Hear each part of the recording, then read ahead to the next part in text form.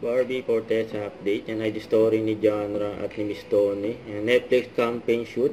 Ito na kaya yung Kontrabida Academy ni Barbie. Nabangan. Saka ito. And now on its third week na nga yung P77 movie ni Barbie. Ayon sa post ng Leonhard TV, ang kinita ng movie ni Barbie ay 50 million. Yun no. Grabe si Barbie. I appreciate all of you. Maraming salamat po. I appreciate all of you. Maraming salamat po. Ay nako, sabi ko na nga be, at the end of the day, marami pa rin gustong mag-ghost. Ha? Okay!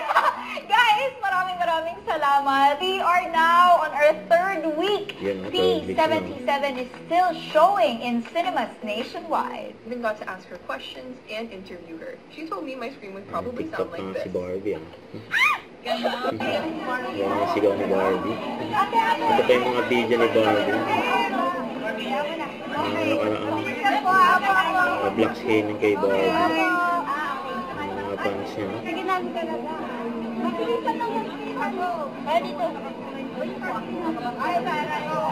Go! Group photo na po kayo!